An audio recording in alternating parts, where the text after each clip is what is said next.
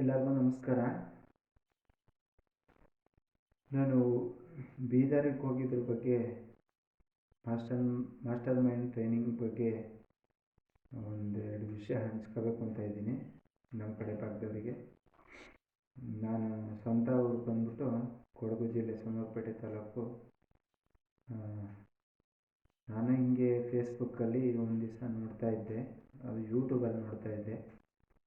ಇದಕ್ಕಿಂತ ಮುಂಚೆ ನಾನು ಚಕ್ರ ಬ್ಯಾಲೆನ್ಸಿಂಗಿಗೆ ಒಬ್ಬರು ಬೆಂಗಳೂರಲ್ಲಿರೋ ಗುರುಗಳ ಜೊತೆ ಹೋಗಿ ದೀಕ್ಷೆ ತಗೊಂಡು ಬಂದಿದ್ದೆ.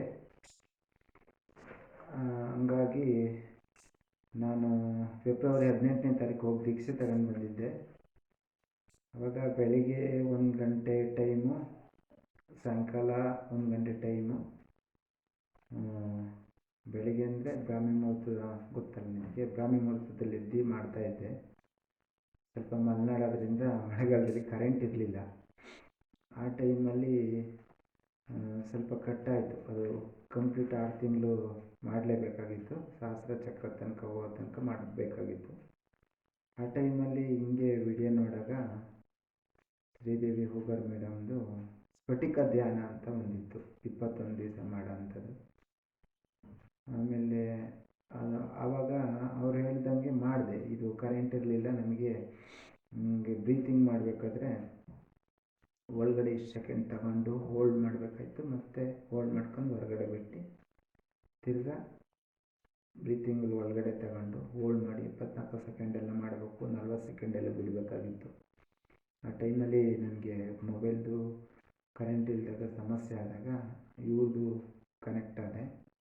ಅದು ಒಳ್ಳೆ ರಿಸಲ್ಟ್ ಕೊಡ್ತು. 20 ದಿವಸಕ್ಕೆ ಒಳ್ಳೆ ರಿಸಲ್ಟು ಸಿಕ್ತು ನನಗೆ. ಹಂಗಾಗಿ ಅವರು ತುಂಬ ಸಾಧನೆ ಮಾಡಿದ್ದಾರೆ ಅಂತ ಗೊತ್ತಾಯಿತು. ಹಂಗಾಗಿ ನೋಡೋಣ ಮಾಸ್ಟರ್ ಮೈಂಡ್ ಟ್ರೈನಿಂಗು ಹೋಗೋಣ ಅಂತ ಹೋದೆ. ಬೀದರಿಗೆ ಹೋದೆ, ಇಲ್ಲಿಂದ ಒಬ್ಬನೇ ಹೋದೆ. ಬೀದರಿಗೆ ಹಾಸನಕ್ಕೆ ಹೋಗಿ ಅಲ್ಲಿಂದ ವಿಜಾಪುರ ಮತ್ತು ಗುಲ್ಬರ್ಗದ ಮೇಲೆ ಬೀದರ್ ತಲುಪಿದ್ದೆ. ಹೋಗಬೇಕಾದ್ರೆ ಭಾಳ ಇಷ್ಟು ದೂರ ಹೋಗ್ಬೇಕಲ್ಲ ಅನ್ನಿಸ್ತು. ಇವತ್ತೆಲ್ಲ ನೆಟ್ವರ್ಕ್ ಬಿಸ್ನೆಸ್ಸು ಬೇರೆ ಥರ ಐತಲ್ಲ, ನೆಗೆಟಿವ್ ಆಗಿ ಮಾತಾಡ್ತಾರೆ. ಅಲ್ಲಿಗೆ ಹೋದ್ಮೇಲೆ ನನಗೆ ಗೊತ್ತಾಯಿತು, ತುಂಬ ವಿಚಾರಗಳು ತಿಳ್ಕೊಳ್ಳೋದೈತೆ ಅಂತ ಗೊತ್ತಾಯಿತು. ಸ್ಫಟಿಕ ಧ್ಯಾನದಲ್ಲೇ ಅವರು ರಿಯಲಿ ಸಾಧನೆ ಮಾಡಿದ್ದನ್ನೇ ಹೇಳಿರೋದು, ಅದು ಸತ್ಯ ಅಂತ ಅನ್ನಿಸ್ತು. ಆಮೇಲೆ ಬೀದರಿಗೆ ಹೋಗಾದ್ಮೇಲೆ ಅವ್ರ ಮನೇಲೇ ಮಲ್ಕೊಂಡೆ. ಫಸ್ಟ್ ಡೇ ಅವರು 29ಗೆ ಹೇಳಿದ್ದು, 28ಗೆ ಹೋಗ್ಬಿಟ್ಟಿದ್ದೆ ನಾನು. ಏಕೆಂದರೆ ತುಂಬ ದೂರ, 10 ಗಂಟೆ ಒಳಗೆ ರೀಚ್ ಆಗುತ್ತಾ ಇಲ್ವಾ ಅಂತ. ಅಲ್ಲಿ ಲಾಡ್ಜಲ್ಲಿ ರೂಮ್ ಬುಕ್ ಮಾಡಿರ್ತಾರೆ, 35 ಜನಿಗೆಲ್ಲ ಮಾಡಿರ್ತಿದ್ರು. ಆಮೇಲೆ ನಾನು ಅಟ್ ಲಾಂಗ್ ಬಂದಿದ್ದೀನಿ, ಒಂದು 5 ಗಂಟೆ ಆಗಿತ್ತು. ನಾನು ಬಿಜಾಪುರ ಮಧ್ಯಾಹ್ನ ಆಗಿತ್ತು, ಸಾಯಂಕಾಲ ಒಂದು 5 ಗಂಟೆ ಆಯಿತು ಬೀದರ್ ತಲುಪಬೇಕಾದ್ರೆ, ಅಲ್ಲಿಂದ ಬಸ್ಸಲ್ಲಿ ಹೋಗೋದಲ್ಲ. ಅವ್ರ ಮನೆಗೆ ಹೋದೆ. ಅವ್ರ ಮನೆಗೆ ಹೋದಾಗ ಮೇಡಮ್ ಇರಲಿಲ್ಲ, ಒಬ್ಬರು ಅನನ್ಯ ಅಂತ ಅವ್ರ ಕಡೆಯವರಿದ್ದರು. ಹೋದ್ಮೇಲೆ ಗೊತ್ತಾಯಿತು ಅವ್ರ ಮನೆಯಲ್ಲಿ ಎಷ್ಟು ಎನರ್ಜಿ ಇದೆ ಅಂತ ಹೇಳಿ.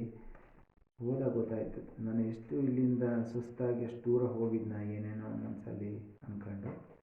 ಅಲ್ಲಿಗೆ ಹೋಗಿ ಸ್ನಾನ ಮಾಡಿ ಪಾಪ ಮನೆ ಥರ ನೋಡ್ಕೋತಾರೆ. ಆದರೆ ಅವರು ಪ್ರೀತಿ ವಿಶ್ವಾಸಕ್ಕೆ ನಾವೇನು ಹೇಳಬೇಕು ಗೊತ್ತಾಗ್ತಿಲ್ಲ ಫಸ್ಟ್ ಟೈಮ್ ಹೋಗಿದ್ದೆಲ್ಲ. ಆಮೇಲೆ ಹೋಗಿ ಮಲಗಿದ್ದೊಂದು ಗೊತ್ತು, ಬೆಳಿಗ್ಗೆ ಎದ್ದಿದ್ದು ಗೊತ್ತಷ್ಟೇ. ನಾನು 4 ಗಂಟೆಗೆ ಆಲ್ರೆಡಿ ಹೇಳ್ತಿದ್ದೆ, ಅವ್ರ ಮನೇಲಿ ಎದ್ದಿರಲಿಲ್ಲ, ಅಷ್ಟೊಂದು ಮನಃಶಾಂತಿ ಇದೆ ಅಲ್ಲಿ. ಆಮೇಲೆ ಮೇಡಮ್ ಅವರು ಸಾಯಂಕಾಲ ಬಂದರು. ಸಾಯಂಕಾಲ ಬಂದಾಗ ಅವ್ರ ಚಿಕ್ಕಪ್ಪ ತೀರ್ಕೊಂಡಿದ್ರು. ಮೇಡಮ್ ಅವ್ರು ನೋಡಿಕೊಂಡು ಅವ್ರ ತಂದೆ ತಾಯಿ ಇದ್ದಾಗ ಅವ್ರಿಗೆ ಬೆಳೆಸಿದ್ರಂತೆ. ಅವ್ರು ಸಾಯಂಕಾಲ ಬಂದು ಮಾತಾಡ್ಸಿದ್ರು. ಅವ್ರ ಜೊತೆ ಕೂರದ್ದು ಮಾತಾಡೋದೇ ಒಂದು ಖುಷಿ ಅನಿಸುತ್ತೆ. ಅದು ಸ್ವಂತ ಹೋಗಿ ಅನುಭವಿಸಿದವ್ರಿಗೆ ಮಾತ್ರ ಗೊತ್ತಾಗುತ್ತೆ. ಆಮೇಲೆ ಭಾಳ ಚೆನ್ನಾಗಿ ನೋಡ್ಕೋತಾರೆ, ಮನೆಗೆ ಹೋದ್ರೆ ತುಂಬ ಚೆನ್ನಾಗಿ ನೋಡ್ಕೋತಾರೆ. ನಮ್ಮ ಮಲೆನಾಡು ಭಾಗ, ನಮ್ಮ ರಿಲೇಷನ್ನಲ್ಲಿ ನಾನು ಎಲ್ಲ ಕಡೆನೇ ಇದ್ದಿದ್ದಕ್ಕಿಂತ ಅವ್ರ ಮನೇಲಿ ಹೋಗಿ ಅವರು ಮಾತಾಡೋ ಇದು, ಅವರು ಉಪಚಾರ ಮಾಡೋ ರೀತಿ ನೀತಿ, ನಮ್ಮ ಹಳೆಯ ಕಾಲದಲ್ಲಿ ಅಜ್ಜಿ ಕಾಲದಲ್ಲಿ ಯಾವ ಥರ ಇತ್ತ, ಒಬ್ಬರು ಮಕ್ಕಳನ್ನ ಹೆಂಗೆ ನೋಡಿ ಇದು ಮಾಡ್ತಾರೆ, ಅದೇ ಥರ ಅಷ್ಟು ಕ್ಲೀನಾಗಿ ನೋಡ್ಕೋತಾರೆ ಅವ್ರ ಮನೇಲಿ. ಅದರಲ್ಲಿ 2 ಮಾತಿಲ್ಲ. ಆಮೇಲೆ ಟ್ರೈನಿಂಗ್ಗೆ ಫಸ್ಟ್ ದಿವಸ ಇಷ್ಟು ದೂರ ಹೋಗಿ ನಮಗೇನು ಅನಿಸುತ್ತಂದರೆ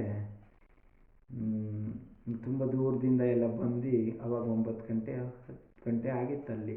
ಹೆಚ್ಚು ಕಡಿಮೆ ದೂರದಿಂದ ಮಂಗಳೂರಿಂದ ಬಂದಿದ್ದರು.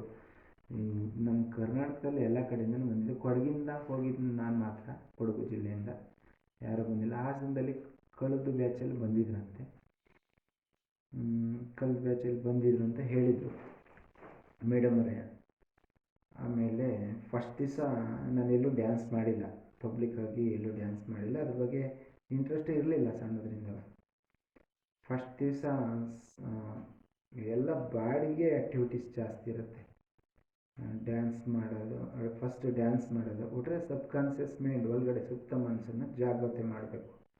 ಅವ್ರ ಬಾಡಿಗೆ ಏನೂ ಈ ಆ್ಯಕ್ಟಿವಿಟೀಸಿಂದನೇ ಅವ್ರ ಸಬ್ಕಾನ್ಷಿಯಸ್ ಮೈಂಡನ್ನು ಮೇಲ್ಗಡೆ ಆ್ಯಕ್ಟಿವೇಶನ್ ಮಾಡೋದು. ಫಸ್ಟ್ ದಿನ ಹೋದಾಗ ಡ್ಯಾನ್ಸು. ನಾನು ಎಲ್ಲೂ ಡ್ಯಾನ್ಸ್ ಪಬ್ಲಿಕಲ್ಲೂ ಮಾಡಿಲ್ಲ, ಕ್ಯಾಮ್ರಾ ಮುಂದೂ ಮಾಡಿಲ್ಲ. ನಮ್ಗೆ ಆ ಆ್ಯಕ್ಟಿವಿಟೀಸ್ ಯಾರೂ ಹೇಳಿಕೊಟ್ಟಿಲ್ಲ. ಮತ್ತು ಒಂದು ಮೈಕಲ್ಲಾಗಲಿ ಒಂದು ಪಬ್ಲಿಕಲ್ಲಿ ಹೆಂಗೆ ಮಾತಾಡಬೇಕು ಅನ್ನೋದು ನಮ್ಗೆ ಯಾರೂ ಹೇಳಿಕೊಟ್ಟಿಲ್ಲ. ನಮ್ಗೆ ಹೋಗೂ ಇಲ್ಲ ಅಂತ ಪ್ಲೇಸಿಗೆ. ಜ್ಞಾನ ಇದೆ, ಅದರಲ್ಲೇ 2 ಮಾತಿನ ಭಗವದ್ಗೀತೆ 21 ವರ್ಷದಲ್ಲೇ ಆದಿಚುಂಚನಗಿರಿಗೆ ಹೋಗಿ ಮತ್ತು ಅಲ್ಲಿಂದ